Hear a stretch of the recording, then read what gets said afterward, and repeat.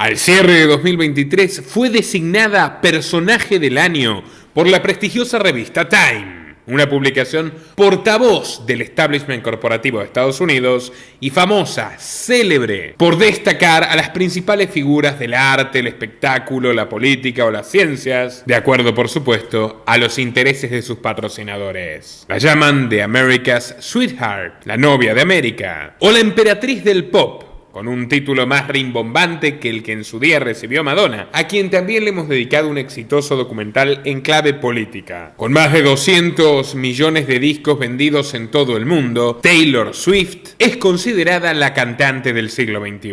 Sin agotar la lista, posee 12 premios Grammy, 40 premios American Music, 23 premios MTV, 42 récord Guinness. Las revistas Rolling Stone, Billboard y Forbes la colocan entre los 100 mejores compositores de todos los tiempos. Es la más reproducida en Spotify y Apple y la que más ganancias logró en la historia universal, con un patrimonio de $1.100 millones que llevó al economista Alan Kruger a describirla como una auténtica genia de las finanzas. Provoca una admiración tan adictiva, tan histriónica o tan histérica, que en su última gira mundial recaudó $5.000 millones, una cifra que supera el tamaño del Producto Bruto Interno de 35 países. Los ciudadanos de Glenlight decidieron renombrar a su ciudad como Swift City, mientras que su secta de adoradores, los llamados Swifties, han llegado a acampar durante días enteros en las boleterías mientras se reparten estampitas de Vírgenes María, pero con el rostro intercambiado por el de su ídola. Parejas que decidieron casarse en sus recitales, otros que se pusieron pañales con tal de no ir al baño en medio de sus canciones. Los fans de Taylor Swift no cantan sus letras, las lloran. No aman a la cantante, la veneran, la idolatran, se abalanzan, se desgarran,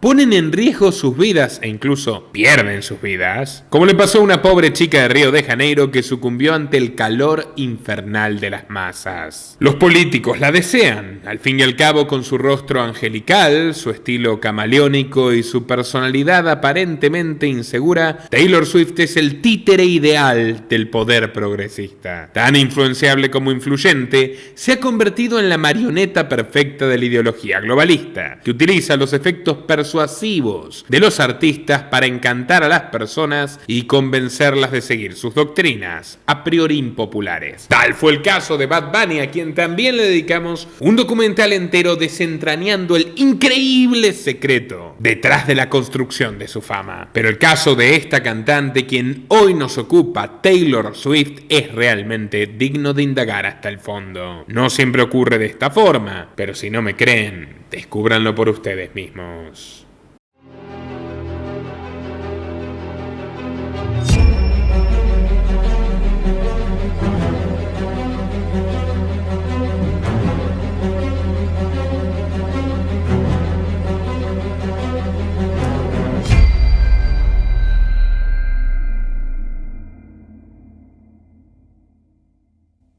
Taylor Allison Swift nació el 13 de diciembre de 1989 en West Reading, Pensilvania, un pueblito de apenas 4.000 habitantes. Sus padres dirían luego que le dieron ese nombre como homenaje a James Taylor, un legendario cantante de folk que ganó 6 premios Grammys y que es un ferviente militante de Barack Obama, a tal punto que en 2012 llegó a interpretar America the Beautiful en la segunda toma de posesión. It is my pleasure to introduce renowned musical artist James Taylor.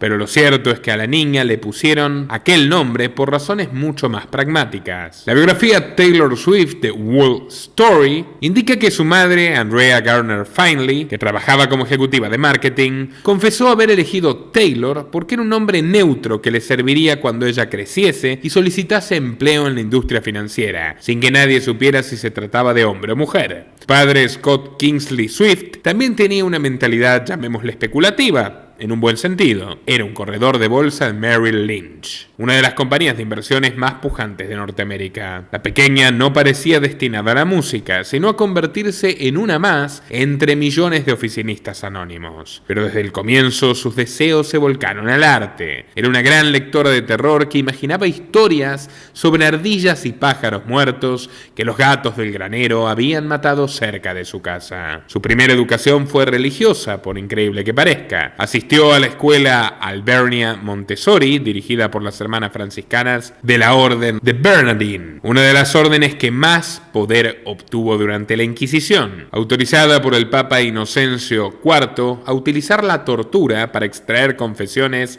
y perseguir a musulmanes, judíos y otros herejes, que eran luego sometidos al fuego purificador. Algo debe haber aprendido de aquellas prácticas la dulce Swift, que luego se mudaría al pueblo de Wyomissing, donde se interesó por el teatro musical y terminaría ofreciendo 4 presentaciones en la Academia de Berks Youth. Con ojos de inversionista, sus padres vieron potencial en ella y comenzaron a llevarla continuamente a la ciudad de Nueva York, donde recibió lecciones de canto y actuación, y le hicieron escuchar a cantantes como Faith Hill y Shania Twain, la llamada reina del country. Taylor quedó obnubilada y le pidió a su madre que la llevase a vivir a una de las cunas de este género, Nashville, Tennessee, la ciudad donde el año pasado ocurrió un trágico tiroteo en una escuela de niños perpetrado por Audrey Elizabeth Hale, una persona trans que recibió una cobertura mediática bastante particular y que incluso suscitó la visita de Madonna, no para apoyar a las víctimas del tiroteo, a sus familias o a la comunidad local, sino concreta y específicamente a ciertos lobbies de género. Pero bueno, volviendo a Taylor, con 11 años y la obsesión de ser una estrella, viajó allí con su madre, visitando sellos discográficos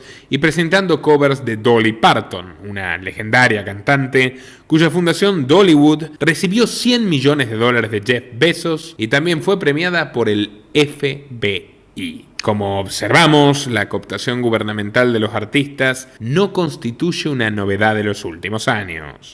It's my great honor to welcome our 2022 Courage and Civility Award recipient up onto the stage, Dolly Parton. Well, did you say $100 million?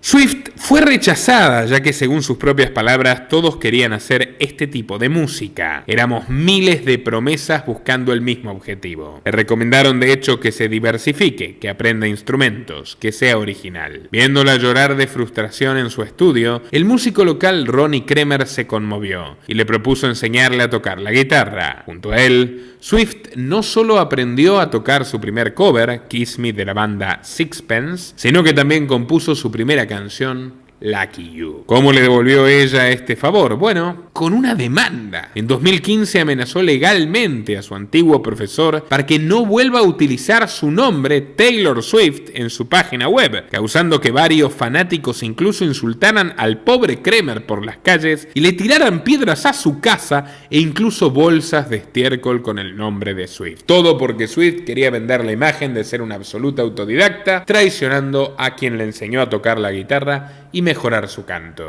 Taylor conocía de cerca el arte de las querellas. Ya había fatigado pasillos de tribunales, porque de hecho cuando tenía apenas 12 años de edad, la empresa de su padre perdió un juicio colosal por haber publicado investigaciones engañosas durante la burbuja de las .com, que produjo un crecimiento masivo de las empresas dedicadas al sector tecnológico y al Internet. De hecho, su padre tuvo que pagar $100 millones, era un hombre muy rico, pero quedó absolutamente en la bancarrota y no sería el único juicio por enfrentar, ya que con la paranoia creada por George Bush y el 11 de septiembre fue demandado también por despedir a un empleado, Fariborz Shojaji, por el simple hecho de ser iraní y musulmán. La compañía quedó malherida y Scott Swift fue relegado a un lugar secundario en la misma. Fue entonces que decidió junto a su esposa apostar casi todo lo que les quedaba en la última inversión redituable, la niña. Contrataron al gerente de talentos Dan Dimtrow, quien la condujo a Taylor ya adolescente como una especie de mascota a modelar a Walmart y Abercrombie & Fitch, formando parte de una campaña intensa para colocar a futuros talentos. Abercrombie & Fitch, marca de ropa informal, también posee su propio prontuario, ya que desde 2019 su aplicación móvil registraba las actividades de los usuarios sin su consentimiento y le enviaba los datos a Glassbox, una empresa de software israelí especializada en espionaje masivo. En 2004, Dan Dimtrow, que ya había trabajado con Britney Spears y los Backstreet Boys, invitó al café Bluebird de Nashville a Scott Borchetta, ejecutivo de la famosa productora DreamWorks Records, para que oyera cantar a Taylor.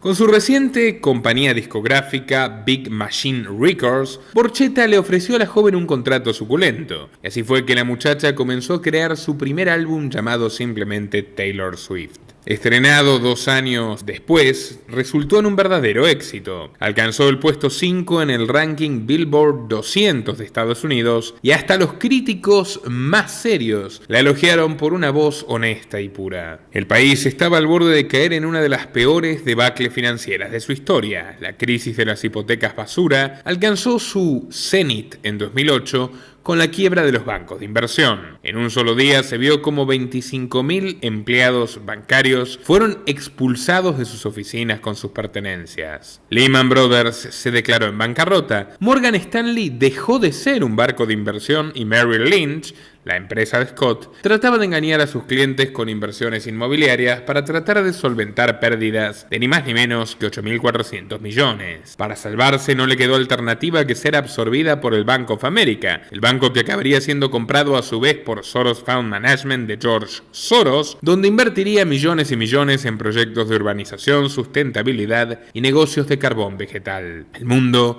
entraba en una gran recesión, crisis alimentaria, petróleo encarecido, colosales deudas públicas, la gente perdía el empleo y moría de hambre en las calles, mientras la Reserva Federal norteamericana trataba de salvar a sus preciados socios. Y en medio de esa catástrofe, Swift llegaba a la cima con 5 sencillos. Love Story fue la primera canción country en encabezar la lista de Billboard en toda la historia. Esta campechana de rizos dorados y voz angelical estaba llamando la atención no solo de las adolescentes, sino también de los medios de comunicación, que siempre ávidos de minucias, buscaban indagar nuevas facetas del personaje. Vanessa Gregoriadis le hizo una entrevista para la revista Rolling Stone a principio de 2009 y con atrevimiento se atrevió a preguntarle a quién había votado. Swift, que todavía se reservaba, no quiso dar una respuesta directa porque sus agentes y sus padres le habían dicho que mostrar un partidismo político evidente le haría perder fans, algo imperdonable. Sin embargo, la tímida rubia dio una sonrisa furtiva y lanzó una indirecta que no resultó nada difícil de descifrar. Dijo: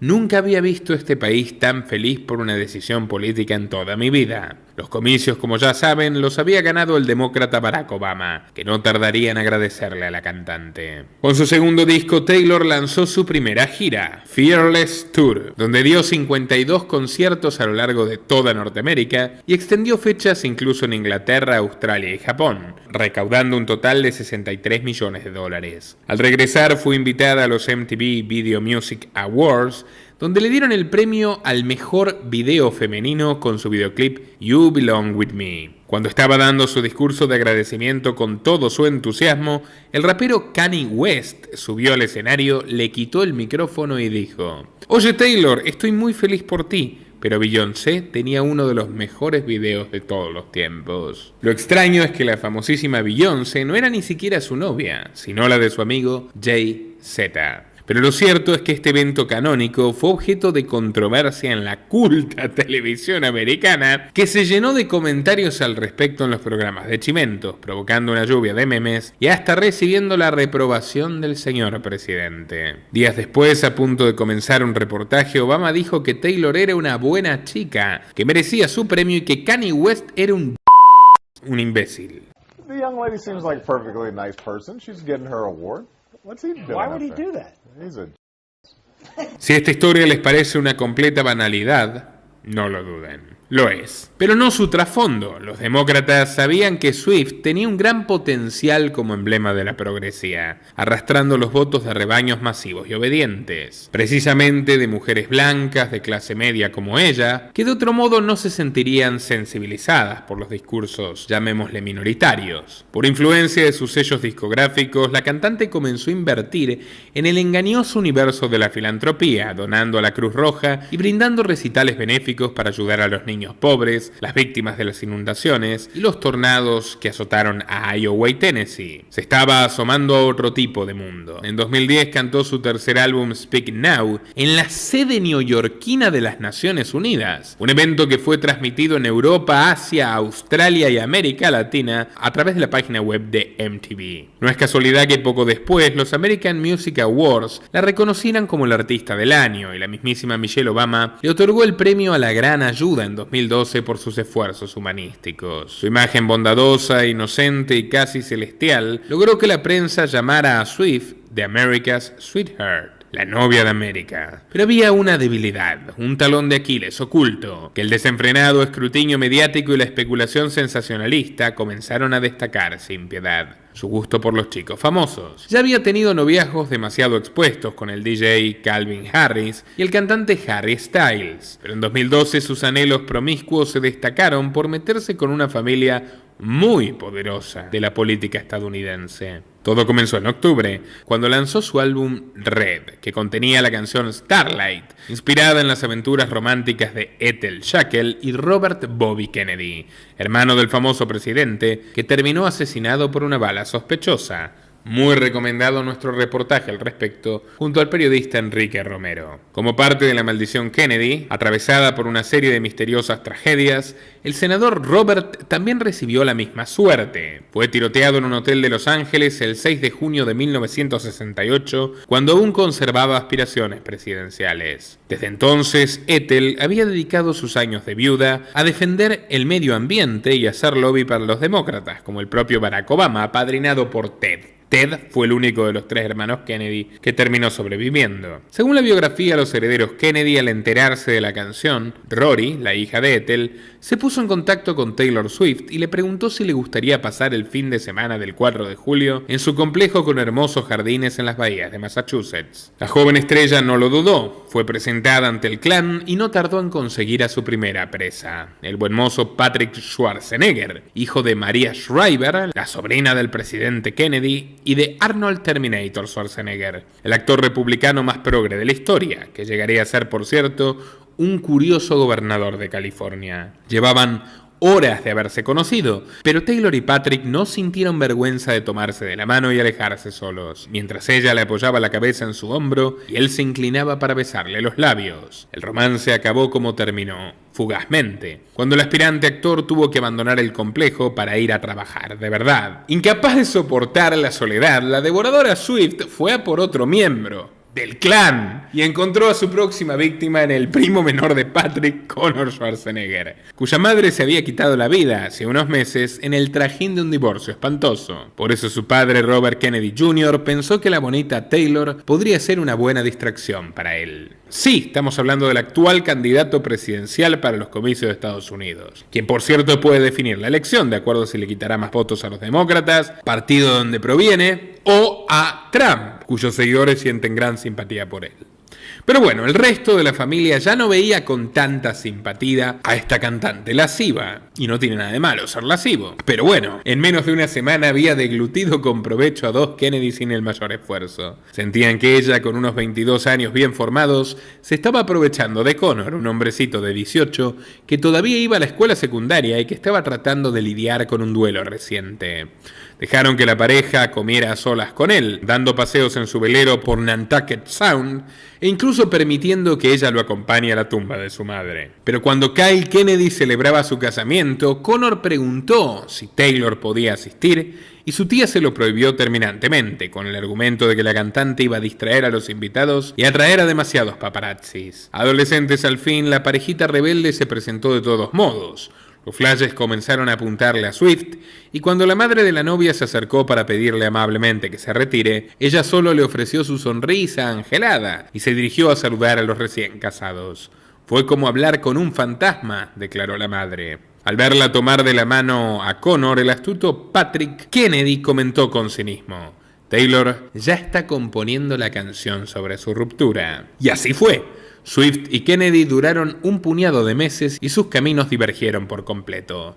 Connor se sumió en el activismo y fue arrestado un año después por realizar protestas contra un oleoducto frente a la Casa Blanca. Y no fue su único arresto. En 2017 también fue puesto detrás de las rejas luego de que lo vieran en un bar de Aspen rodando en el suelo mientras le lanzaba puñetazos a otro hombre que se había burlado de su familia. No conforme con esa violencia, en 2012 informó en Instagram que se había unido a la Legión Internacional de Combatientes Extranjeros de Ucrania y que estaba dispuesto a morir en aquella guerra. Taylor Swift decidió dedicarle su música a otro tipo de guerra, a otro tipo de conflicto. Participó en 2012 del soundtrack para la famosa película Los Juegos del Hambre, que trata sobre una nación distópica y tiránica que somete a niños de distintos distritos a un juego macabro donde deben asesinarse para poder sobrevivir. Los Juegos del Hambre fue nominada en los Globos de Oro, donde los presentadores Tina Fey y Amy Fowler se burlaron de la devoradora de chicos famosos. Ante la mirada atónita de Taylor, le pidieron que se alejara del hijo de Michael Fox, el legendario actor de Volver al Futuro, que carga consigo la enfermedad de Parkinson. El público estalló de risa y la broma se hizo viral,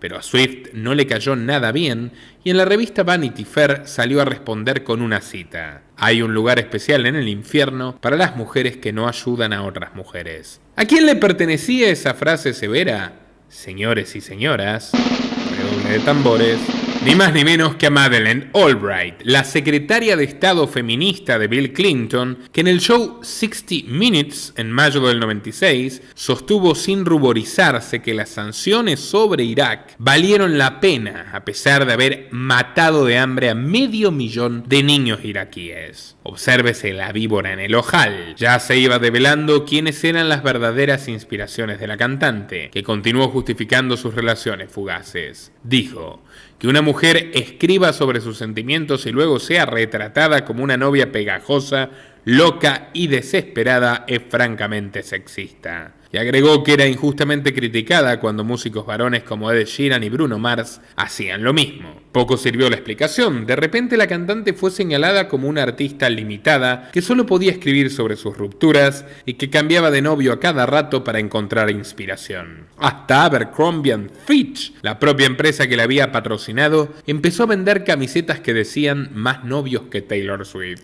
Figuras religiosas se fueron al extremo y dejaron de verlo como un chiste. Ben Phelps, líder de la iglesia bautista, la llamó a ser un buen ejemplo en lugar de inspirar a las jóvenes zorras, cita literal en contexto periodístico, realizando música que alienta al pecado y la fornicación. Bastaba escuchar una canción suya para darse cuenta que el bautista tenía una buena sobredosis de puritanismo y represión sexual. Pero lo cierto es que hasta ese momento había un límite que todavía la estrella no había traspasado: el explícito partidismo político. Aunque las pruebas que mostramos ya eran más que evidentes para reconocer su ideología, aún había una suerte de aura de misterio que ella pretendía mantener. En una entrevista para la revista Time en 2012, se negó a hablar sobre las próximas elecciones presidenciales porque no quería influir en otras personas, y sentenció, con lo que le quedaba de sensatez: no creo que todavía sepa lo suficiente de la vida como para decirle a la gente por quién votar. Mientras algunos periodistas criticaban con severidad su falta de activismo o alineación progresista, otras figuras de la farándula la fomentaban, como un tal Donald Trump,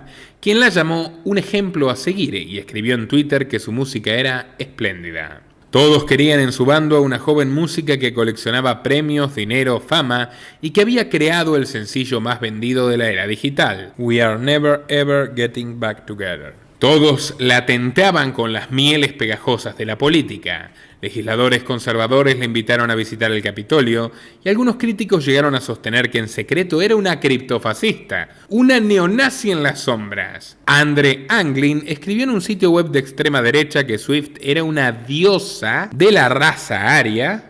Este es el delirio de Anglin, por supuesto, una Atenea renacida que aguardaba la victoria de Trump para casarse con su hijo y coronarse como la princesa de un imperio puro. Claramente estos muchachos no le habían prestado ninguna atención a las declaraciones de su diosa. Pero esto no termina aquí. Megan Herning escribió una publicación titulada Hacia la derecha alternativa, una mezcla de discurso político y comentario crítico que analizaba cómo algunos supremacistas blancos habían abrazado esta rubia alta y estilizada, y analizaba obsesivamente letras y videos suyos para justificar esta adoración derechista. Harta de tantos rumores, Swift mandó una legión de abogados para acusar a la autora de difamación y le exigió que eliminara el artículo de todos los medios, so pena de enfrentarse a una demanda millonaria. Y aquí se produce el gran viraje de Taylor Swift. Cansada de las especulaciones, en marzo de 2014 se mudó a Nueva York. Contrató a Tree Payne como publicista y decidió reconvertir su figura. Incorporó en su música campechana muchos elementos del pop y del rock. Reemplazó su imagen de sureña e inocente por el de una bailarina sensual y moderna, y se olvidó de su postura de filántropa dubitativa a cambio de convertirse en una de las más firmes activistas del progresismo occidental. En revistas, en programas televisivos o incluso en sus recitales, Swift comenzó a declarar cosas como esta: la misoginia se inculca en las personas desde el momento en el que nacen. Para mí, el feminismo es probablemente el movimiento más importante que puedas abrazar, porque es básicamente otra palabra que significa igualdad.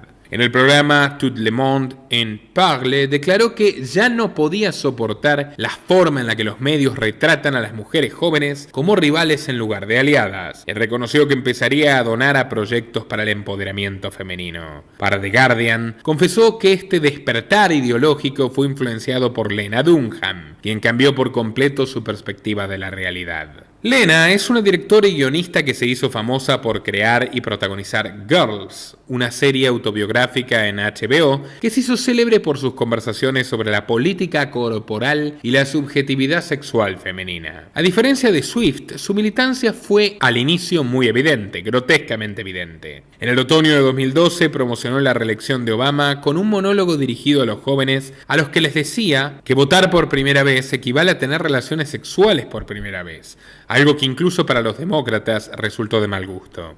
En 2014 recibió el premio Horizon por su apoyo a la comunidad gay, pero la tildaron de racista porque el elenco principal de su serie tenía solamente actores caucásicos y ninguno diverso. Sus mayores polémicas, sin embargo, se encuentran en su libro No ese tipo de chica, donde habló de ciertas interacciones carnales que ella tuvo a sus tempranos 7 años con su hermano de apenas 1. Declaró también que desearía haber abortado para comprender mejor a las mujeres que lo han hecho, palabras que hasta sus aliades condenaron como insensibles. En el libro además escribió haber sido agredida de forma sexual por un compañero en el Oberlin College, al que le dio el seudónimo de Barry y describió como un hombre de bigote, botas de vaquero, que presentaba un programa de radio y trabajaba en la biblioteca del campus. Cuando su verdadero compañero de clase, llamado Aaron Mink, se reconoció en estos detalles, le realizó una demanda por difamación y acusaciones falsas. Lena tuvo que reeditar el libro, ya que carecía de cualquier fundamento verídico, y salir a disculparse por la confusión, aclarando que ella no se refería a Aaron. Todo esto provocó que se pusiera en duda la veracidad del relato, claramente,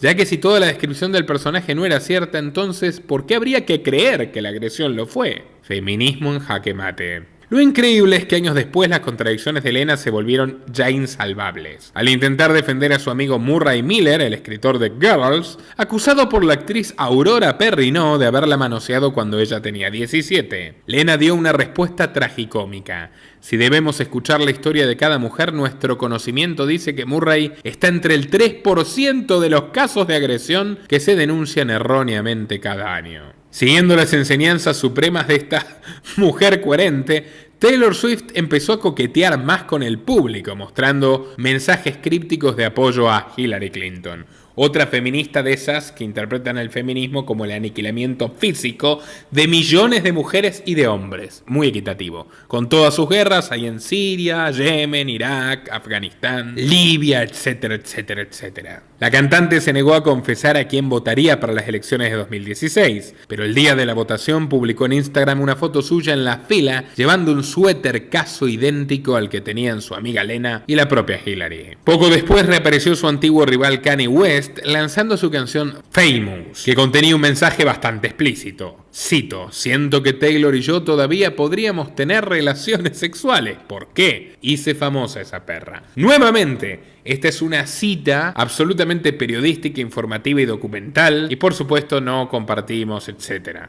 Con su nuevo traje verde, Swift no se demoró en responder como una puritana progre a esa letra, que calificó como un fuerte mensaje misógino, una promoción del discurso de odio, denunciando a su vez que él nunca la había llamado para darle su aprobación. Y mientras daba su discurso en los Grammys sobre los obstáculos que debían superar las mujeres jóvenes, esta polémica de alto vuelo intelectual llegó al sumum con la aparición de la novia de West, otra filósofa platónica llamada Kim Kardashian, quien publicó una serie de Snapchats, una serie de pequeños clips que demostraban que el rapero ciertamente había llamado a la cantante para pedirle autorización sobre esta letra. Estos clips fueron tendencia en las redes sociales con cientos de publicaciones virales que llamaban a Swift una falsa, una manipuladora, una serpiente mentirosa. Ante semejante desaprobación del público, la estrella pop limpió sus cuentas sociales, desapareció un año entero de la prensa y se internó en su estudio. Resurgió del silencio con un disco nuevo, Reputation, y algo que a ninguna celebridad feminista le puede faltar: un buen juicio acusatorio.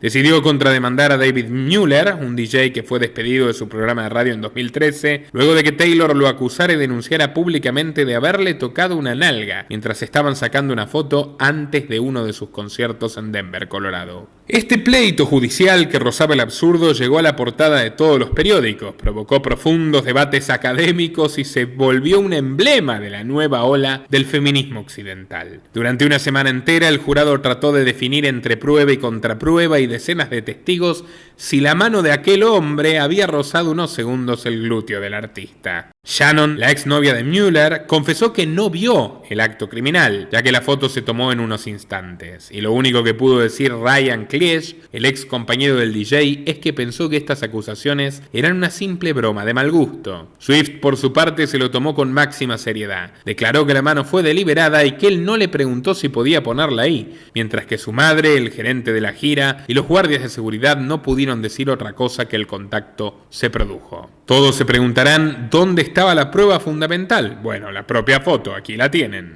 Aunque se puede ver que la mano está más bajo que de costumbre, tampoco sirve para demostrar que el roce realmente existió. Pero ante la duda, el jurado dictó la sentencia a favor de la cantante, quien había pedido como única indemnización la simbólica suma de $1. Obviamente, no necesitaba dinero. Había sido la celebridad mejor pagada de 2016 con $170 millones, alcanzando un nuevo récord Guinness. Pero más importante que el dinero fue la reputación que recuperó. Salió en distintos medios para revelar que se había sometido a ese juicio para empoderar a otras mujeres de ataques carnales y declaró que haría grandes donaciones a ONGs que se encargarían de cuidar a este perfil de víctima. La página web del Foro de Davos republicó la noticia, promocionando abiertamente la iniciativa de Swift. Y en diciembre de aquel año, la revista Time la puso en la portada como una de las rompedoras de silencio, Silence Breakers, por animarse a hablar sobre su terrible experiencia de haber sido agredida trágicamente con ese roce sobre su nalga. Ya se había abierto la caja de Pandora del Me Too, iniciado por actrices de la élite que provocaron una ola de acusaciones, algunas reales, muchas otras falsas, algunas honestas, muchísimas exageradas, que acabó expandiéndose por todo el mundo y provocó una nueva codificación social de la relación entre hombres y mujeres. Una relación social rota, una relación social intervenida por el Estado y por los políticos oportunistas y los burócratas sedientos del poder absoluto. Desde entonces, Swift empezaría a crear canciones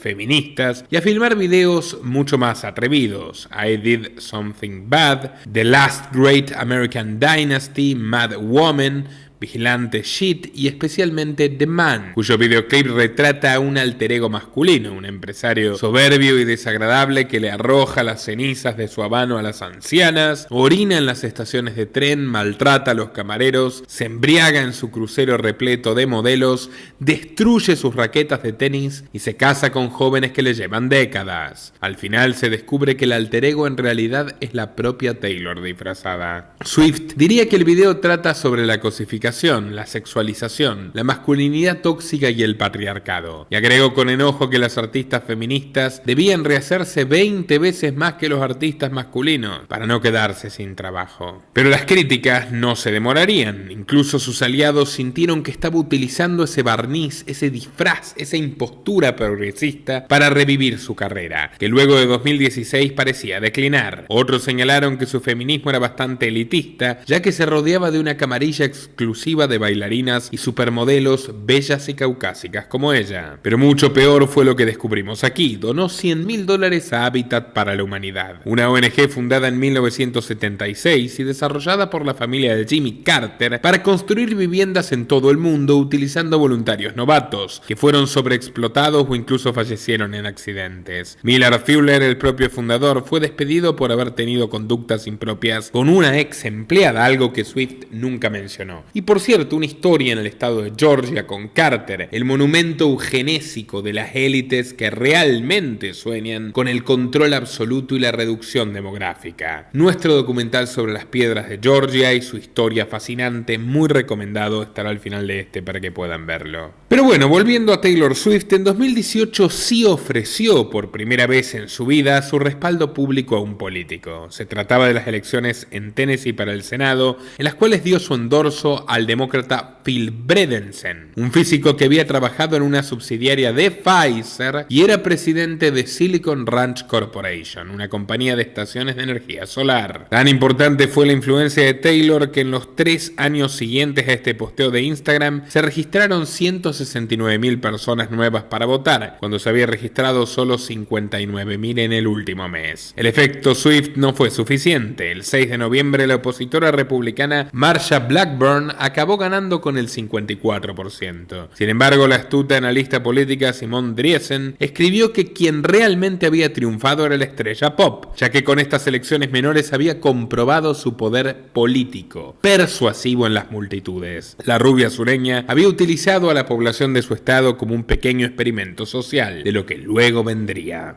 Al año siguiente apuntó hacia un peso pesado. En una nueva entrevista exclusiva con The Guardian describió al gobierno de Trump como una autocracia y lamentó no haber respaldado abiertamente a Hillary en 2016 porque se sentía una inútil, casi un obstáculo. Como agradecimiento, Hillary se unió al coro de Swifties para enviarle un feliz cumpleaños al ángel caído de Tennessee. Trump, por su parte, no pareció sentirse muy herido por las declaraciones y solamente comentó que ahora a Swift le gustaba un 25% menos. La rubia le contestó con una catarata de acciones, exigió una política de control de armas, hizo donaciones a March for Our Lives, financiada por la Open Society Foundation de George Soros, y en los MTV Awards instó a la audiencia a firmar una petición para que los senadores aprueben la polémica ley de igualdad. En mayo, luego de que policías racistas asesinaran a George Floyd, criticó al presidente en un tuit que obtuvo la mayor cantidad de likes de la historia, demostrando su enorme autoridad en las redes sociales. Cuando le preguntaron por qué de pronto se mostraba tan verborrágica con la política, se lavó las manos nuevamente y confesó que los ejecutivos de su antigua discográfica Big Machine no le permitían hablar de estos temas. En una publicación de Tumblr, acusó al director Scott Borchetta de ser un matón incesante y manipulador, y comentó que ella no aprobaba el plan de la empresa de publicar en un disco sus viejos shows en vivo. Acusó de avaros sinvergüenzas a la familia Soros, especialmente a Alex, que a través de su grupo de inversiones Carlyle Group poseía parte de las acciones del sello, dueño de su música.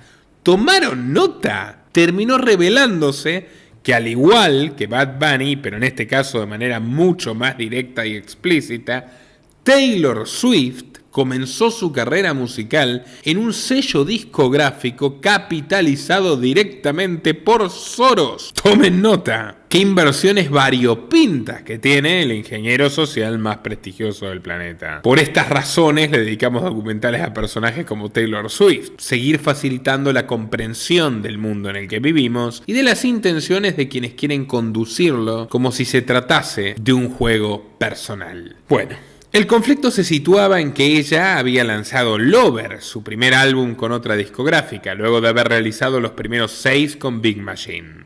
Como venganza, la corporación le impidió promocionar y realizar nuevas copias de sus canciones anteriores bajo la ley de contratos. A nadie puede sorprender que la dinastía Soros quisiera tomar el control de las obras progresistas más exitosas del pop. Todo su imperio está regido bajo múltiples patentes de propiedad intelectual. Lo extraño es que no querían ni siquiera que Swift mostrara sus canciones en su plataforma de propaganda más eficaz, Netflix, donde a su vez poseían acciones millonarias y una silla en el directorio. Allí la cantante estrenó en 2020 Miss Americana, un documental que muestra fragmentos de su vida donde realiza una oda suprema a la victimización. Cuenta que cuando los medios la acusaban de estar gorda e incluso de estar embarazada, ella dejaba de comer y pasaba mucha hambre por días. Habló de los trastornos mentales que causa la cultura tóxica de las redes, de la cual, claro, ella no forma parte, ¿no?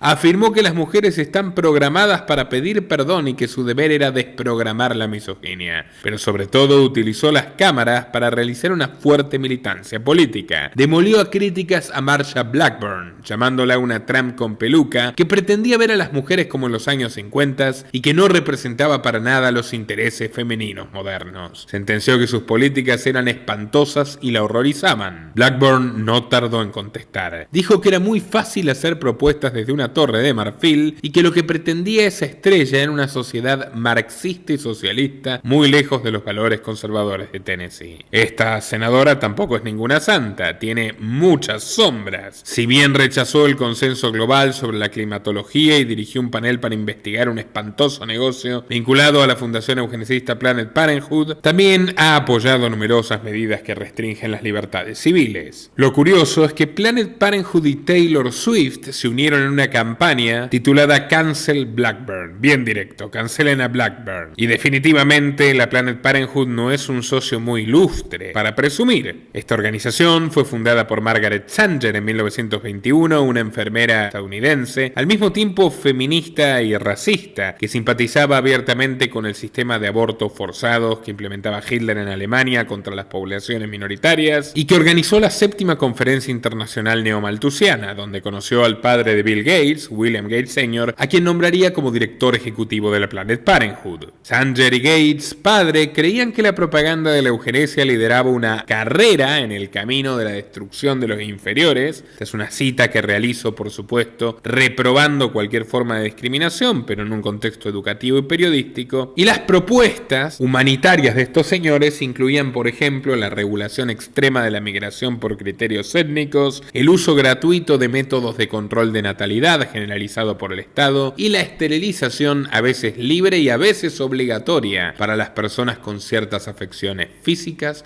y cognitivas. La senadora Blackburn no ofrecía mejores propuestas. Es autora del libro La mente de una mujer conservadora, buscando lo mejor para la familia y el país, donde se opone al aborto, al matrimonio homosexual y exige una legislación un tanto paranoica que obliga a los candidatos presidenciales a mostrar sus certificados de nacimiento, inspirada en aquella teoría conspirativa que decía que Obama no nació en Estados Unidos y que tanto encendió en su día Donald Trump. Desde este canal es importante aclarar que como auténticos liberales que somos, nos oponemos tanto a las ideas eugenecistas de Margaret Sanger como a las reaccionarias de Marsha Blackburn. Pero bueno, para que vean cómo todo está planificado, Taylor Swift permitió que el equipo publicitario de Kamala Harris y Joe Biden en 2020 utilizaran Only the Young, que es ni más ni menos que la canción que ella lanzó para promocionar su documental. El video de campaña muestra un montaje de escenas de los años de Trump en su mandato, manifestantes de Me Too y Black Lives Matter, el presidente Donald Trump quitándose el barbijo, la jueza Amy Coney Barrett prestando juramento y un manifestante de 75 años de edad siendo derribado por la policía en Buffalo. Kamala le agradeció a la estrella pop por brindarle la canción sin costo alguno y tuiteó que ella le estaba mostrando a los votantes jóvenes lo que estaba en juego en aquellos comicios. Swift devolvió la gentileza con una entrevista en B Magazine mostrando su apoyo a Biden con una tierna foto donde se muestra con unas galletas muy sugestivas. Dijo que la gente necesitaba elegir un presidente que reconociera que las mujeres merecen el derecho a elegir sobre sus cuerpos, que incluyera a la comunidad LGBT y quisiera sentir seguras y representadas a las personas de color. Claramente desconocía el pasado de Joe Biden. Ya por 1977, siendo senador, declaró que el transporte forzoso en autobús para eliminar la segregación racial en las escuelas haría que sus hijos crecieran en una jungla racial. En 2007 se refirió a Barack Obama como el primer afroamericano afroamericano que es elocuente, brillante y limpio. Durante su campaña le dijo a una audiencia afro que la regulación financiera del candidato presidencial Mitt Romney los volvería a encadenar y elogió a Robert Byrd, el senador demócrata de West Virginia que había sido un miembro activo del Ku Klux Klan. Todas expresiones absolutamente repudiables de discriminación, pero constituyen el prontuario de quien se supone que es un presidente progresista e inclusivo, según la visionaria cantante. Pero mucho peor que las palabras de Biden fue su protagonismo realmente criminal en la promoción de la Ley de Control de Delitos Violentos de 1994. El presidente Clinton firmó con gusto. Ya les conté en varios videos cómo y cuánto perjudicó a la población estadounidense. La ley penal Biden del 94 prohibió las armas de asalto, creó 60 nuevos delitos de pena de muerte, otorgó incentivos a los estados para construir prisiones, reservó dinero para 100.000 nuevos agentes de policía y codificó la regla de los 3 strikes, que daba cadena perpetua a quien cometiese 3 delitos menores. La cantidad de población encarcelada de Estados Unidos ascendió hasta más de 2 millones de personas, más 4 millones en régimen de parol o libertad bajo palabra, lo que constituye a los Estados Unidos como la sociedad más totalitaria de la historia de la humanidad, teniendo muchos más presos en términos brutos y netos que la China comunista, la Unión Soviética comunista e incluso la Alemania de Hitler previo a la Segunda Guerra Mundial. Retomamos, parece que el amor de Swift hacia Biden no fue muy bien correspondido, porque cuando ya era presidente el anciano senil la confundió en su discurso con la cantante Britney Spears. Harder than getting a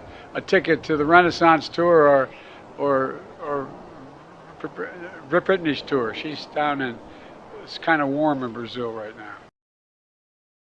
Taylor debería estar más agradecida con el secretario de Estado Antony Blinken, quien le dedicó su canción We Are Never Ever Getting Back Together, nunca volveremos a estar juntos de nuevo, al presidente ruso Vladimir Putin. Now, my staff did not let me bring my guitar up here to dedicate a performance of We Are Never Ever Getting Back Together to President Putin.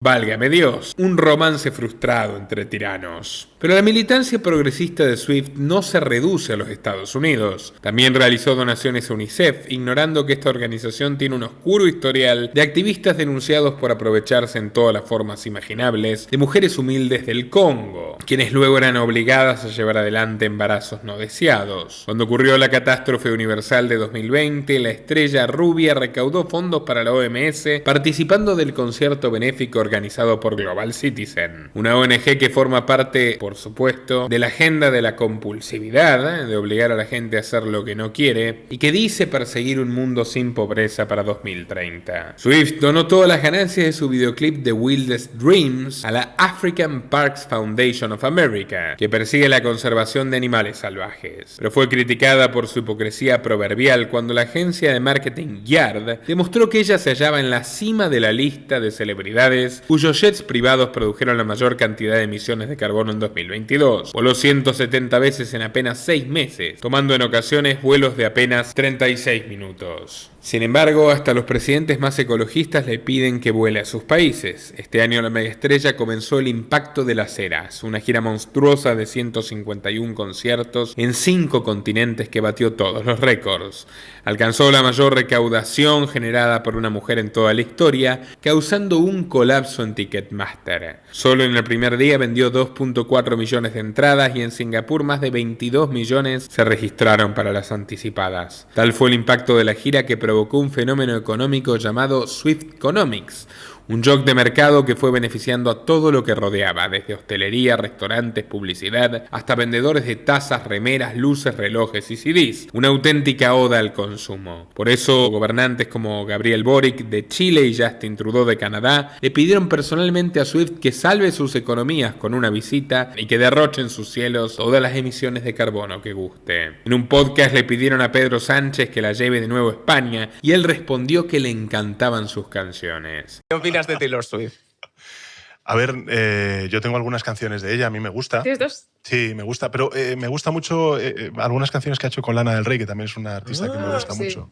El único que pareció preocupado fue Jerome Powell, el presidente de la Reserva Federal, que advirtió que un crecimiento demasiado fuerte podría conducir a una mayor inflación, y eso requeriría una respuesta política inmediata. Así que estaremos observando cuidadosamente las andanzas de Taylor Swift. Sentenció con severidad. Todos quieren ir a ver a Taylor, la hija de Bill Gates, y hasta incluso los rabinos judíos ortodoxos. Por eso la cantante le dio fechas especiales para que no coincidieran con el Shabbat en ciudades como Filadelfia, Seattle y Los Ángeles. Esta generosidad no es casual. Al parecer tiene una gran afinidad con el Estado sionista. Incluso le ha dedicado saludos por MTV a Israel.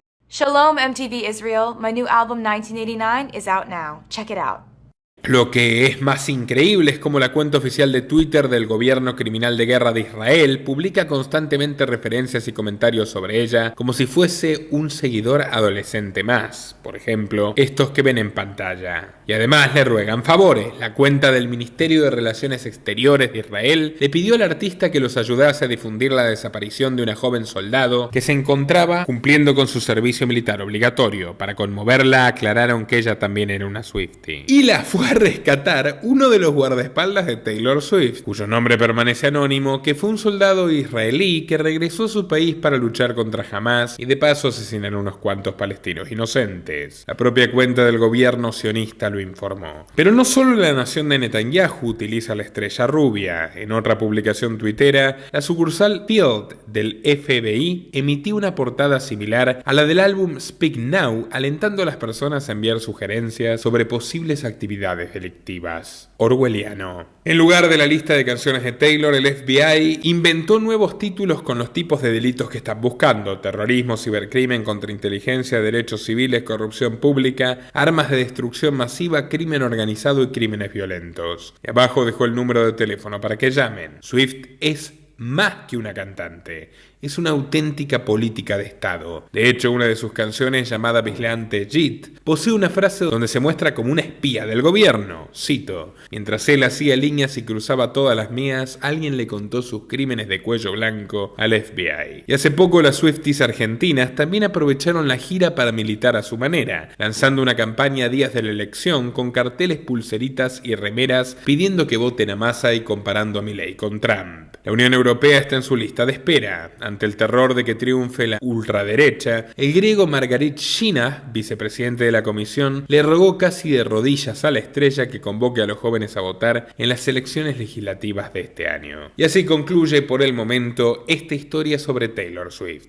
Si les gustó mi trabajo, los invito a contribuir en patreon.com/Nicolás Moraz. A partir de $5 mensuales tienen acceso a documentales, entrevistas, conferencias y análisis exclusivos. O también a través de la opción unirse de YouTube y los links que figuran en la descripción y en el comentario fijado. Su aporte es decisivo para la continuidad del periodismo independiente. Sin más que decir, estimados amigos, me despido hasta una próxima ocasión. Nuestro trabajo depende de tu apoyo. Para que siga siendo posible, realiza tu aporte desde tan solo $3 por mes a través de Patreon, en los enlaces que figuran en la descripción o en el comentario fijado. También podés hacerlo vía Bitcoin o desde la opción Unirte de YouTube. Y si estás en Argentina, elegí el medio de pago de tu preferencia a través de Mercado Pago. Quienes nos apoyen en Patreon a partir de $5 mensuales tendrán acceso a análisis, entrevistas, conferencias y documentales exclusivos. También tenemos opciones para sponsors. Así que publicita con nosotros a través de patreon.com/Nicolás Moraz.